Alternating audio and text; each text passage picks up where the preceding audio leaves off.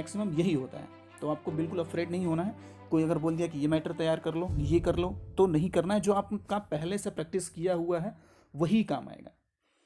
अब अपने पावर को बढ़ाइए, स्ट्रेंथिंग योर पावर। इसको बार बार कोशिश करिए करने की, जितना हो सके। अगर आप एग्ज़ाम से पहले पहुंच रहे हैं तो आप ज़्यादा से ज़्यादा प्रैक्टिस करिए, ज़रूर आपकी स्पीड बढ़ेगी। और keep patience and doing practices. Examination से पहले या सारे बेसिक्स को क्लियर करिए, 1 महीना 2 महीना पहले सारा कर लीजिए, अच्छे से करिए और खूब प्रैक्टिस कीजिए। एक एक डिक्टेशन को 15 से 20 बार लिखिए, कई बार लिखिए।